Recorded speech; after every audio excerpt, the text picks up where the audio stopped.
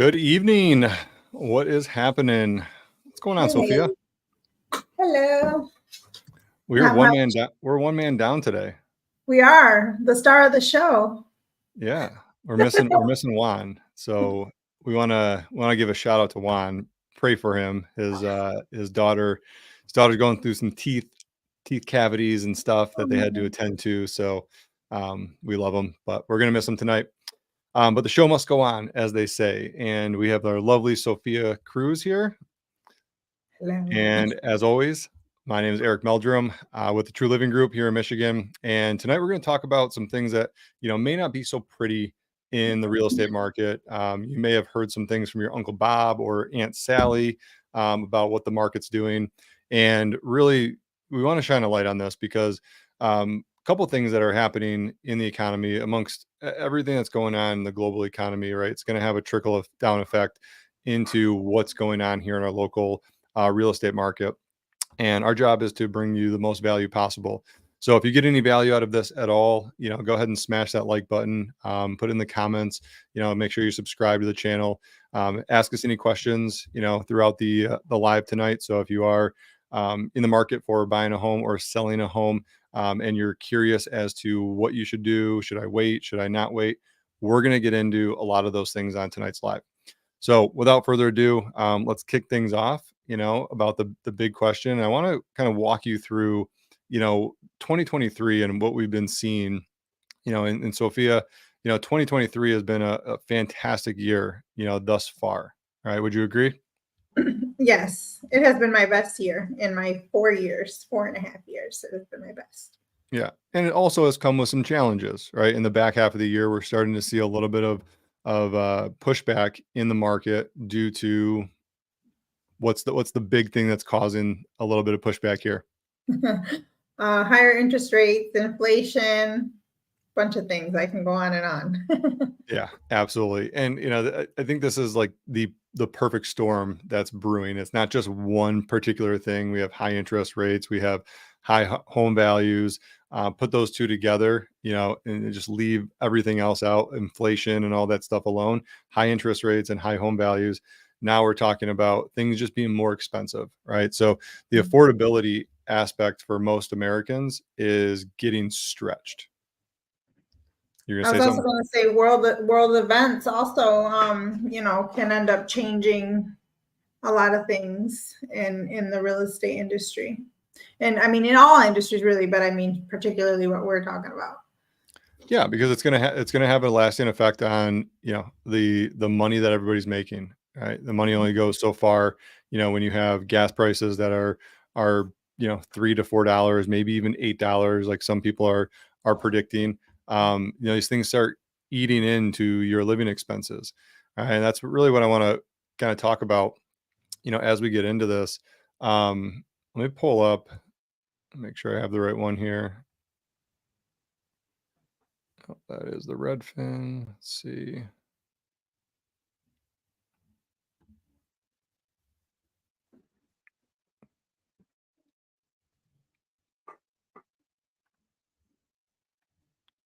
Cool. This is the one I was looking at earlier. So, one of the things that we're tracking, we look at affordability is, what are people doing with credit?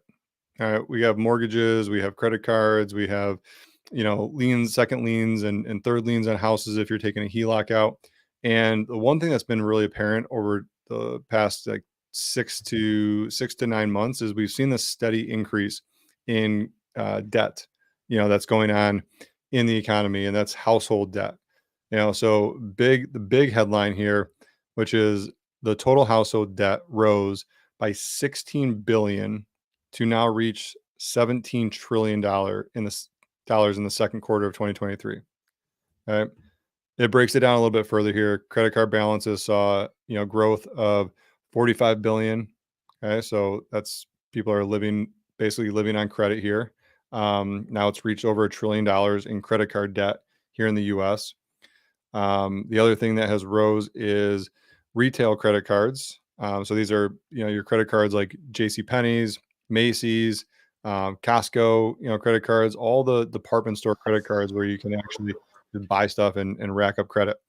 That's increased by 15 billion to 20 billion in the last quarter. Mhm. Right. Student loan has fell off by 35 billion, which is amazing. So people taking advantage of the zero interest or forbearance period and paying back Yeah. loans. I know we did. You know, we took advantage of that and tried to pay as much down as we could on our student loans. But this is absolutely, you know, kind of painting the perfect picture here and setting the stage for when we talk about home prices. And we're going to get into this in a minute. But you know, I wanted to really start with the credit card debt here because most people, you know, when times get tough, what do? You start turning to credit cards, right? And you start paying a little bit more on the credit cards because you don't have, you know, the available funds for this bill or that bill. So you turn to the credit card. And it's a very apparent in the economy that credit card debt is rising rapidly. And when we look at the actual you know, charts here, you know, we can see that this little quarter four 2022 has this little uptick coming into 2023, right? And we start seeing that it's been rising.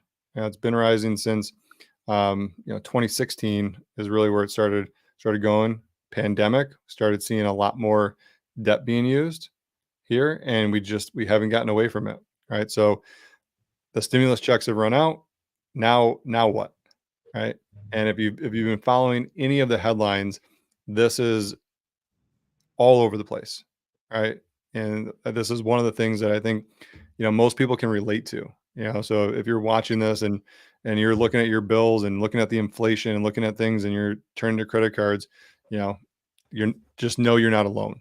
You know, in this, a national problem. You know that we're all Mhm. facing. So credit card debt's one thing, but when you take this into account with home prices, which I want to switch to, um, getting back to, I was just looking at San Francisco's home prices, absolutely crazy. We'll come back to this in a minute. Um, but overall, in the United States, you know, the median house, the home price is $420,000. Okay, so 400. We'll get to that in a second. $420,000. We're starting to see a little bit of slowdown in the amount of homes that are sold. And keep in mind, over the past couple of years, you know, we have seen pretty low inventory, right, and low transaction account compared to the 5 year. All right, so when we look at previous years, you know, 2019, you know, we were selling, you know, anywhere from 500 to 640,000 homes, you know, in the peak of selling season. In the winter months, yes, that dips down. Then we started seeing here. So we fast forward to 2023, and in the peak, which would typically be June and July, you know, we were right around 522 compared to previous years where we're at like 700 and 725,000. Um, and now we're down to 522. Okay. So transactions are slowing, right? Not as much inventory, and prices have gone up, you know, compared to 2019. Let's get June. So June 302 in June was the average purchase or average home price. And fast forward to June of 2023, 425,000. All right. So that's gone up 113,000 since 2019. All right. So we're seeing this in the market. You know, Sophia, you're taking buyers out. You know, they're looking at home prices. What are people saying? Um, well, they know that it's high, right? Home prices are high right now. Everything's high. So of course home prices are high as well, but it's concerning to them because it means a much higher monthly payment, right? So they have to start they realize like, wow, if I would have bought, you know, a few years back or what have you, that they would have gotten a lot more for their buck. And now they're like, well, wow, my budget has changed because I waited. You know what I mean? So that's like a problem that I face when I talk to some buyers. And I'm a very shy person, by the way. And Eric's like, hey, we're going to have a live tonight. Juan's not going to be there. I'm like, do you know that I'm like barely talk on these lives? Like, We're getting her out of her shell, you guys. So give her some support in the comments. You're watching this. Tell Sophia she's amazing. She does a fantastic job, and yeah. these videos are super easy. You're just Okay. you're talking to friends. Okay. Okay. Well, but These are well, so these are back. your these are your friends. Friends, say hello to Sophia. I lose my train of thought, but so yeah, so that's one thing that we face. Another thing is like they're already listed what appears to be high, right? And there's still competition out there on the market. So um, there's no offering really low under list price for the majority, right? I'm not saying that's every house, but there's still competition out there. So you're offering more, you're offering, appraisal guarantees, you're putting in terms that'll be attractive to the seller. And so for a lot of buyers, it can just feel like they're I guess giving, you know what I mean? Yep. Yeah. Yeah. And I'm seeing the same things too, right? Like we're talking to a lot of the same customers and same clients. And one thing as a parent, that we're looking at this from a holistic point of view, and sometimes we have to take a step back because moving into somebody's situation, it's always unique, right? Everybody's situation is always unique, and when you have to move, it becomes a different story, right? And that the have to moves are job relocations, right? To potentially improve, the quality of life, the income that you're making, the things that really are going to drive your family unit to keep up with the rising inflation. And we're seeing a lot of that. One of the biggest things that we're seeing, people coming to Michigan is for the job opportunities, right? Some of the highest paying jobs, here in Michigan are in the automotive industry, in the healthcare industry, in the education industry. Right? We have professors, doctors, engineers, hardware engineers, software engineers, Tech coming and tech industries coming up here too. 100, yeah, 100%, in the Detroit and Ann Arbor, these big tech hubs. So we have a lot of professionals, that are moving here for these high paying jobs because what one thing is certain is Michigan is still considered a very affordable place compared to cities like New York, California, right? San Francisco, San Diego, even some of the places in Dallas, and we've seen kind of a mass exodus from California, right? We got a lot of people moving all over the country, from California. But when you start putting these puzzle pieces together, people start really looking at what's the quality of life, for this, and how do we make this transition a little bit easier. And people coming from California, like these prices don't scare anybody. Like they sold their house in California for over $1 million, and they have liquid funds to do it. And that makes buying a home, in a state like Michigan, where the average price point, is right around 200 and some $1,000. We'll look at that in a little bit. Those average price points, when you get into certain areas, it's going to go up a little bit, but you can basically pay for a whole house cash, when you sell your home in one of these places. So just looking around the United States, saying where are people migrating to, and how are these things impacting people. And we've had the conversations. I just had one this morning, actually.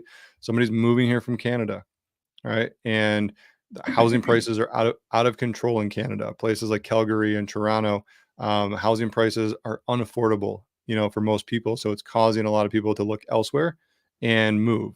And some of the states here in New York, California, we just talked about, those are really prevalent, right? So it's creating this migration pattern, around the U.S. that's never been done before, right? Based on the average price point of homes and the affordability in those places. So I love what you were talking about with the buyers, and I want to switch gears here, and talk about, some of the markets here locally, because when we talk about the national average being 420, some of the cities here in Michigan can actually reach a little bit above the national average. Right. So people always think that we're moving to Michigan and we're going to save a few bucks, but when we start looking at areas where people want to migrate to, one of the um, one of the cities that a lot of people like moving to is like the Birmingham Royal Oak area, right? A lot of beautiful houses over there, right? The houses and the architecture and just the city itself, has this vibe to it. But if you look at the median price, it's like San Francisco prices, right? $825,000. So doesn't really mean anything if the quality of life is there and that's what you want. But I just wanted to show that contrast because, again, moving to Michigan doesn't always necessarily mean you're going to get a $200,000 or $300,000 house. Right? A lot of the areas, because Michigan's so big, a lot of the areas in Southeast Michigan are going to be above the median and national average as well. A few other places. Let's take a look at. I'm like, and a $200,000 house is gonna be very small.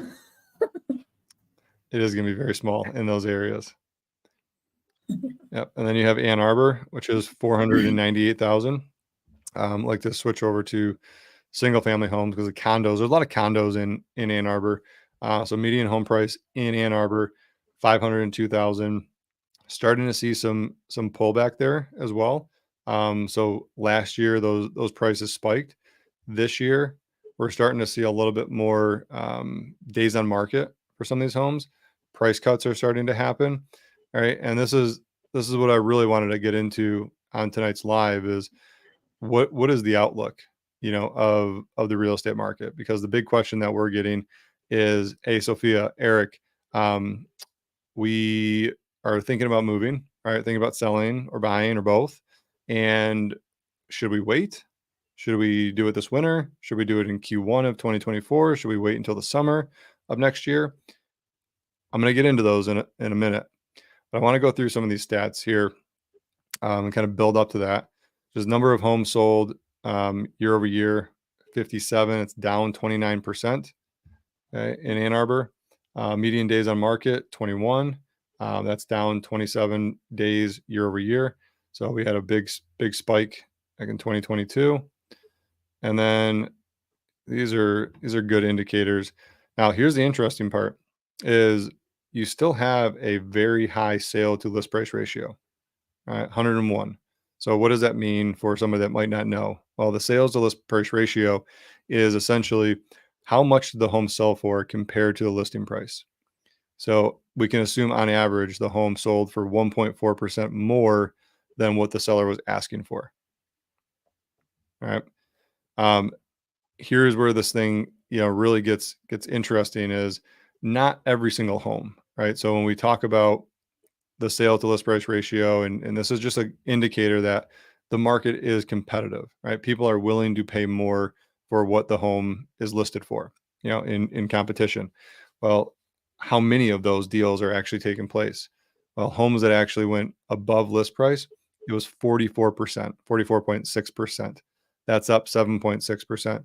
So we saw this push, you can kind of see it coming into the beginning of this year is we started to see this push here in May and June, and then it started to decline a little bit, right? Where there was this was the height of selling season. So seasonality is a big thing in Michigan. Everyone wants to get in before the school systems. It happens all over the US. But more so people want to move in the winter or in the summer. They don't want to move in the winter. Right. So let's get into schools, let's move. So we saw this big push here, and now we're back down to 46%. But if we follow that back to the previous year, that's considered up, from the previous year. So homes with price drops, 13.2%. So not a lot of homes are getting price drops, but I think we're going to start seeing more of those. All right. So all this to say, we have prices that are coming down a slightly year over year. Okay. Less homes are selling. Days on market are starting to go up a little bit. We have the sales to list price ratio up slightly. All right. And I think that's going to start tailing off here in the winter. And then the number of homes that are selling for above asking, I think that's going to start going down and continue to go down as we've seen this chart. Okay. Out of the past, and this is just kind of real time, data. Sophia, out of the past handful of offers that we've written, how many of those had to go super aggressive to get that one that W? So they haven't had to go super aggressive. That has slowed down a bit. We've still had to put in our appraisal guarantees and we've still had to work in our inspection verbiage, but not super aggressively. Yeah. Yep. And as before, 3 to 6 months ago, pretty much every offer had that in there. Yes. Right. And they were all very aggressive. And even if we were putting in very aggressive offers, sometimes we wouldn't get them. So, yeah. So, the days of 30, 40, $50,000 over asking, giving your firstborn, to the sellers for a contract, on the home, those have pretty much gone away. All right. We're now heading into a time where buyers actually want to see a home in tip top shape, right? They want a perfect home. If they're gonna spend the money and buy that home, they want all of the bells and whistles, right? Like bathrooms are remodeled, kitchen is remodeled, new floors, completely painted, right? No repairs necessary.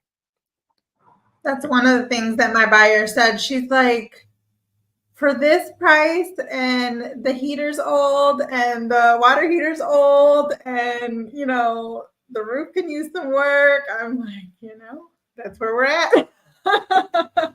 And even those houses, and because they're still move-in ready, they're nice houses, just that some of those mechanicals haven't been updated, still have multiple offers on them as well. There's somebody who will still buy that house with a 20-year-old furnace.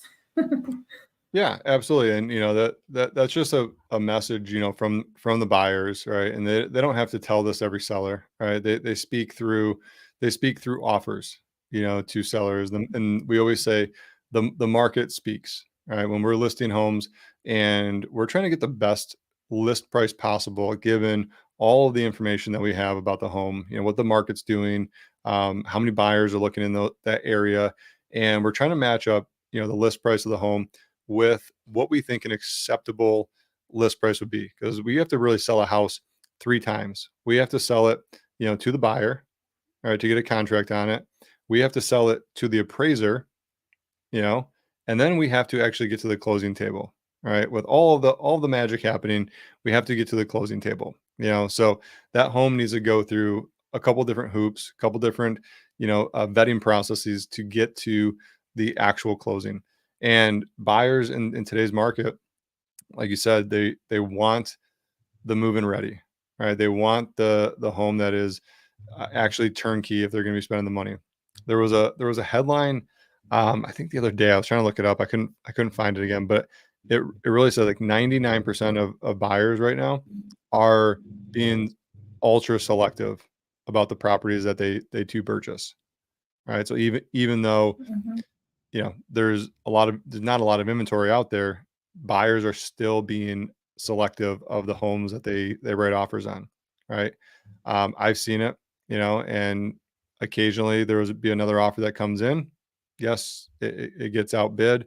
But here's the interesting part is I've been getting callbacks from listing agents that we wrote offers on saying the buyers walked away, right, after the inspection, or their financing fell through. Right? Is your buyer still interested? So hearing these things and seeing these things, day in and day out, it's painting a picture, right? I know it might be difficult, for somebody that's looking from the outside in, right? And that's the picture I'm trying to paint is, what you're seeing from the outside on the headlines, some of those things are true, but also sellers are faced with a really tough situation right now, right? And here there's this new like zestimate mind that people have, right? We moved into an age where you've been able to track your home value for pretty much the past like 7 years, right? So when you get this update from Zillow that your home is worth X, right? And going through the pandemic and watching your home value go from 400,000 to 575,000, in that time frame, it starts doing this mental thing to you. And you're like, "Oh, my home is now worth 575,000," right? Because you've watched it on a computer screen or on your phone from a software that says your home is worth that. Now, take all that technology away, right? And Sophia, if I just told you that when you bought your home in 2019, you bought it for $400,000, and if you sold it in 2023, that you could sell it for $525,000. Is that a pretty good ROI on your home? Yes, Okay. I think so too. absolutely. Now, going into today's real life situation, somebody has been watching their home go from 400,000 to $575,000. Now, when we come in and we evaluate the market, we look at the comps in the area, and we pinpoint a price of $550,000 or $525,000 for that property. The perceived value is no longer my value rose by $125,000. In the seller's mind, they just lost $50,000 because it went from 575,000 to $525,000. And that is the one of the most poisonous things that has happened to our industry right now is this perception that home values are what the computer system says they are, right? Or some software says they are, right? So now sellers are stuck in this, and I'm bringing these two sides together, right? Buyers are fed up with, rundown houses and paying high interest rates and all this stuff. Sellers still want to hold on to that value that they have in their home, perceived value that they have in their home, and they are no longer willing to part with that, right? If the computer screen says my home is worth $575,000, guess who is going to get that listing? The computer Whatever screen. whatever agent agrees that the seller is right, and they're just like, you know what? The other agent that came in before this said 550. The second agent that came in said 525. Third agent said 525. Oh, and guess what? The fourth agent comes in and the seller goes, "Can you believe what these knuckleheads told me my house is worth? It's 525 and 550, and there's no way. It's worth 575." Okay. What would you list the house for? Fourth agent's going to come in and say, "Well, I don't want to tell you your house is worth that. So, your house is worth 575. Here's the listing agreement. Go ahead and sign it." And that's that's real life. Like that is what is happening in the market with listings. Okay. Sellers are getting told what they want to hear. Agents, unfortunately, there's a lot of agents out there that are just appeasing sellers to get the listing. Okay. And we don't do that at all. All right. We're always going to give you the cold hard truth, whether that means that you don't agree with it or not. But my fiduciary and Sophia's fiduciary responsibility to all of our clients, buyers and sellers, is to tell you the honest truth, right? And be very upfront about what that means for the market, what that means for you. I think that's really the only way to do real estate. Do you agree? Disagree? Yes.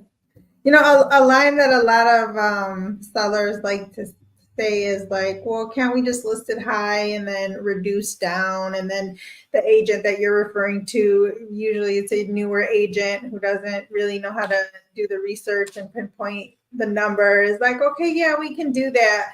But it's like, why, when we can get a great plan together and list it competitively, and you still may very well see the number that you are hoping for, and get it listed, get right. You know what I mean? Yeah, no, that's absolutely right. I mean, this is what we need more than ever, right? If we want to bring the market, back to a normal state, which I don't know that we'll ever be in a normal market. We haven't been in a normal market, according to what everybody considers a normal market, just 6 months of inventory. It's really tough, right? Because there's agents out there that need business, right? There's sellers out there that need to sell. Transactions are down, so there's this weird appeasement, right? Of like, we'll try it your way, right? And if it doesn't go your way, to your point, Sophia, if it doesn't go your way, then okay, we'll just reduce the price, right? And we'll reduce the price more, right? But if we have that continued trend, going on in the market, then that just leads to buyers waiting for these price reductions, right? And if it becomes the norm, right, that's the new normal, right? That's just going to mean prices are gonna level off at a lower level. They're going to come down, and then they're going to level off, and then until something else happens. So it's not good for the market, right? Pricing your home high, and that's really what we talked about before with buyers looking for turnkey. More than ever right now, if you're a seller and you are considering selling here in Southeast Michigan or anywhere, around the US, it is more important than ever to get your home in tip-top shape. Okay, make those repairs, do that honey to-do list that you've been holding off on. Get that house turnkey to where buyers can come in and they can walk around and not spot any visible repairs, damage, or perceived projects, right? Because that's the last thing a buyer wants to see when they come in a house is like, well, I'm paying, 8% interest rates, and I got a couple projects when I move in, right? They're going to cost me a couple $1,000s. And that's honestly, buyers have walked out of homes for less, and as a seller, I know that's not what you want. All right. So take the time, go through it. We have checklists, that we run through. We come over, we do a complete walkthrough of the home, with you. We're going to go room by room. We're going to make a plan, get each room show ready, what we call show ready and showing time ready. And then there may be a list of things that you need to do. And we're going to work through that with you, whether it's, hiring out contractors, doing the things that are necessary to get the home prepared. And ultimately, that's going to lead to just reducing buyers' awareness of these things that are coming in. The other thing you can do as well, which I really highly recommend this if you're in a really tough area where the price is wild or prices are kind of all over the place, right? You might have like a $800,000 house, down the road, and then a $400,000 house down the road, and you're on some acreage or something's unique. Is we can bring in an appraiser, right? A professional appraiser, to evaluate that home from a third party perspective and help bring a different perspective to the table, so we can actually pinpoint a market price that works for everybody. All right, that I don't pretend to know when there's difficult properties. I'm never going to be the one, and Sophia's not either, that pretends to know this is the price. Right? We lean on experts just like you're leaning on us to bring people in. We have a team, right? And that starts with us knowing when to exercise those muscles as well. So sellers going into 2024, if you are considering selling your house, got to do the repairs. No longer can you leave all that stuff and just turn it over. That's going to affect your price big time. That's going to affect your days on market, and that's going to affect your desired outcome.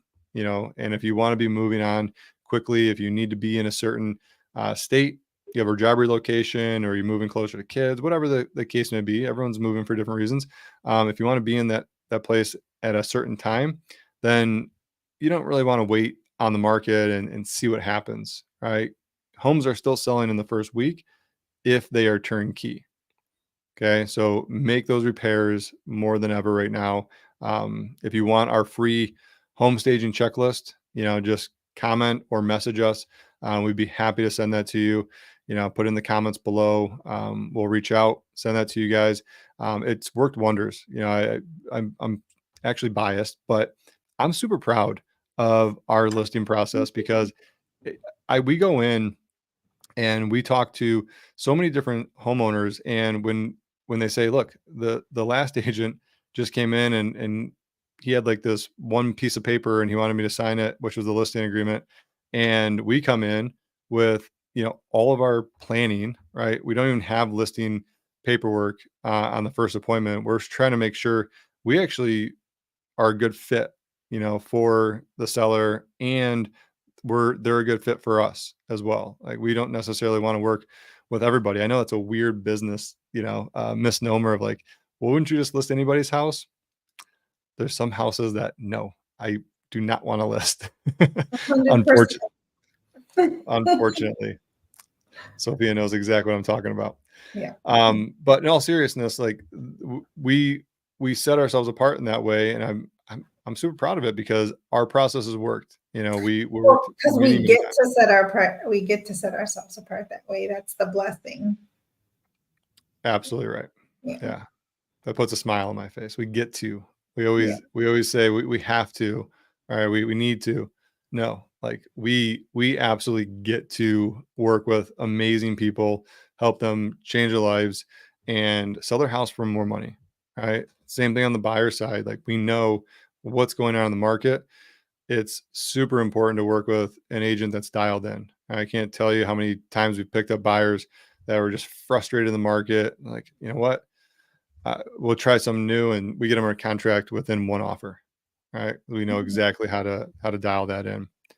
So, this has been great. I think, just in kind of recapping where we've taken this conversation tonight, we're looking at the economy as a whole. Right? So if you're just tuning in and watching, we talked about the credit card debt that is rising in the U.S., the higher interest rates, which are sitting right around 7.5% to 8%, in the mortgages, depending on your credit score. Sometimes you can get a better one.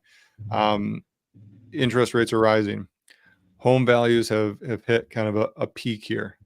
Right? I think we're probably topped out in terms of where the prices can go at the moment. I'm not saying that they're not going to go back up ever, right? But at the moment, we're kind of tipped out on the price. There's not enough demand on homes to continue driving those up like we've seen in the past. In some specific areas, and this is where there's always an asterisk, in some specific areas in the US, you might be saying, well, there's still competition on my homes. There may still be a lasting effect of migration from different states, or that market's just hot and people are looking at things saying, well, I need to get in before something else happens. So there's always that one area, and I think those areas are probably coming to a tipping point, Q1 of 2024 as well. Now, I hope I'm wrong, with some of these predictions, but I think we're going to start seeing those prices come back down.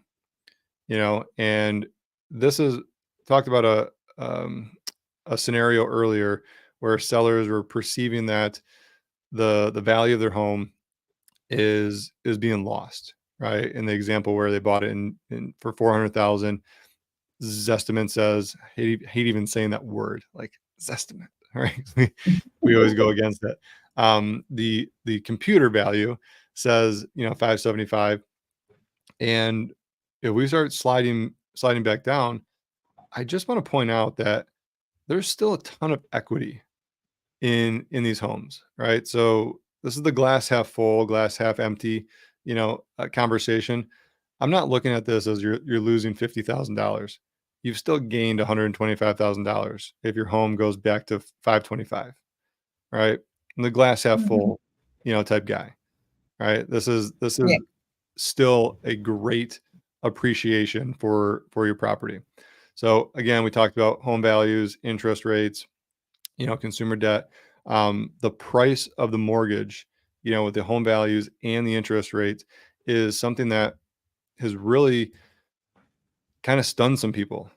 When they look at the numbers, a lot of people think they're buying in a certain price point, right? And that's the one thing I do want to kind of wrap things up here with is this mortgage calculator. Let's see here if we can get this added, share this, add that. Bingo, bango. Look at that. Look how good I'm getting at the controls here. So You're doing great. give me a shout out in the comments if you like these controls. All right. So, average price point, just bump this to 420. That is number.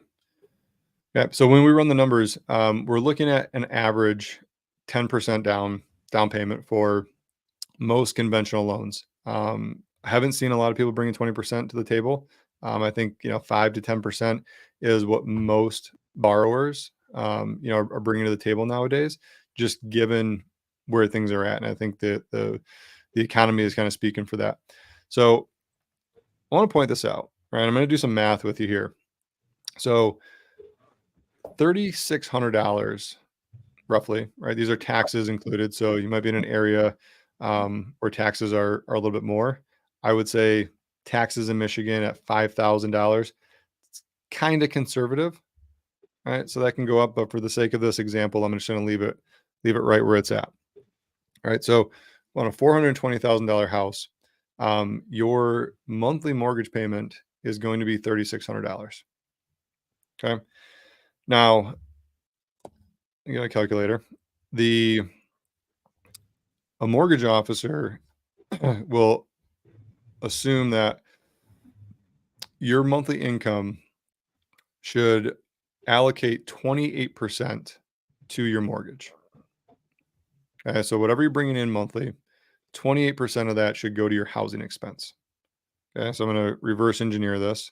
So if we're doing that correctly, the $3,600 divided by 0.28, okay, that'll give you a monthly income of $12,857. Okay, so 12,857.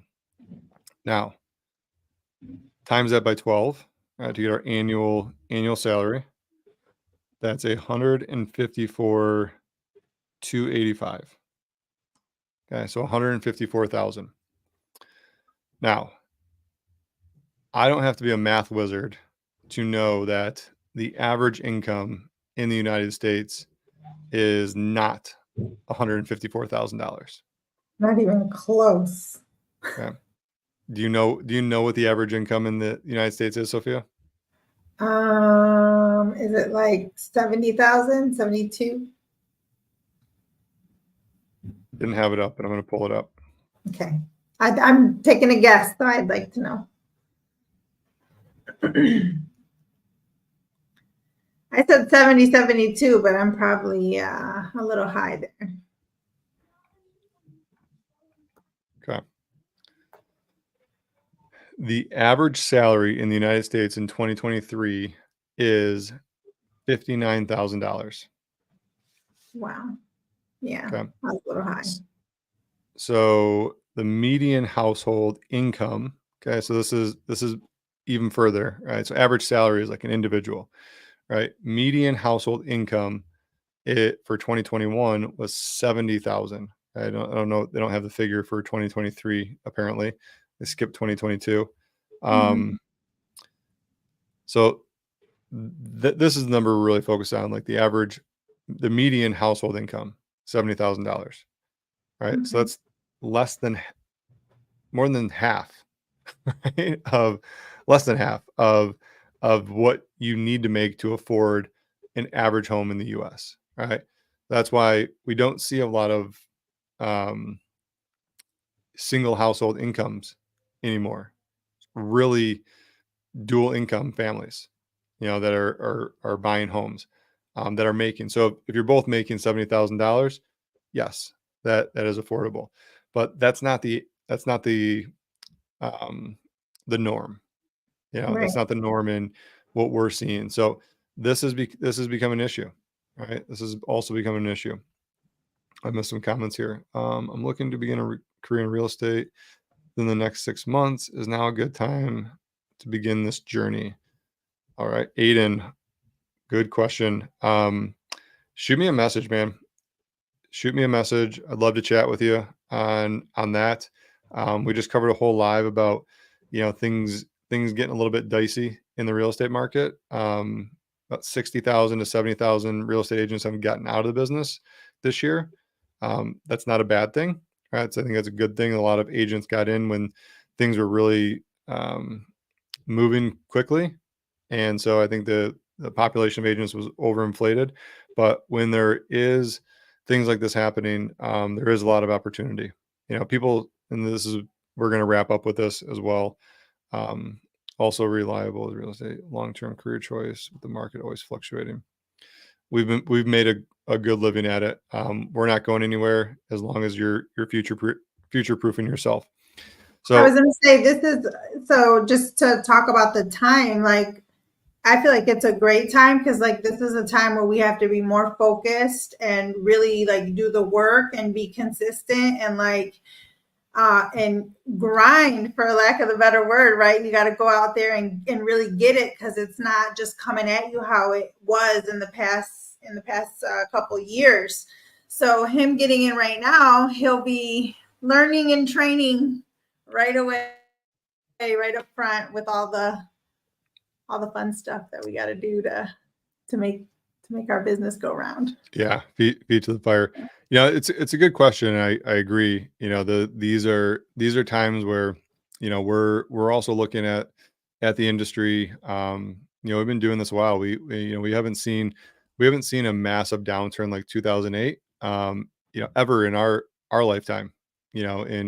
In real estate, when times are good, when times are bad. But a lot of agents have rode through it. So what we notice, all right, and I've been through this in other industries, not real estate specific. What we do is really look at what's happening, and the key thing about this is people still need to move, right? In 2008, there were massive amounts of homes for sale. Okay, massive amount of people, buying, investing.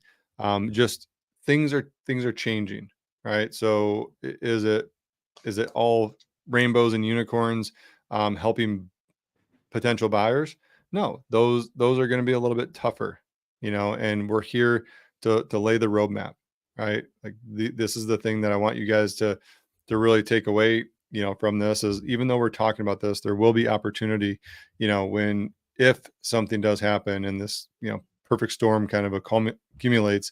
I don't know that it's going to be a 2008, right? I don't have an opinion on that one way or the other. What I do know is our fiduciary responsibility to our clients is to help them through whatever situation is taking place. Okay. This is not a doomsday type thing, but people still need to move for relocation, for job opportunities. People still need to move for death, divorce, distress situations, all of the ugly things about our industry that we don't want to talk about, on the surface. People still need to move. So who is going to help them do that if every agent gets out of the business? Well, I'll still be here. Sophia will still be here, right? And we're dedicated to helping you guys put a roadmap in front of you that makes sense, right? And looking at the same amount of data that we have in front of us, making logical sense. I just had a past client reach out to me today and said, "Hey, thinking about investing in another single family home. What's your take on it?" And I told him point blank, my opinion, right, for what it's worth, and this is not financial advice to anybody. My opinion is wait until Q1 of 2024, for an investment. Now, that doesn't mean that it's a bad time for everybody to buy, because people still need to move, right? And if you have the means to do it, by all means, go ahead and do it. For every real estate season, there's a strategy. 100%. 100%. And those strategies start with a conversation around what makes the most sense. So this has been awesome, Sophia. A lot of value, in today's live, just talking about the market. I know we got, super deep on some of the numbers. Forgive us if some of this stuff, went a little bit geeked out on it. We love geeking out about real estate. No, you did good. I And told him I was going to be his wingman today because we're missing Juan, so I'm like his wingman, and I'm painfully shy. Yeah, a shy realtor. That's lovely, but he did great. You were just like Juan. You had your numbers up, your charts and everything. Yep. Good. No, that's great. So, we want to invite the conversation if you are considering buying or selling here in Southeast Michigan or for anywhere in the US for that matter. We have agent partners all over the US. Leave us a comment, reach out to us. Contact information is always in the description. And more importantly, like Sophia said, this is a customized journey for everybody, right? Where there's an opportunity, there's always a strategy, that's behind it to make sure that opportunity is met. So we invite the conversation on it. And if you are moving to Michigan, you know who to call. It's not Ghostbusters. It's Sophia and Eric. All right. Well, let's sign off. Until next time. Okay. You guys go have an awesome day. We'll see you. Have a good night.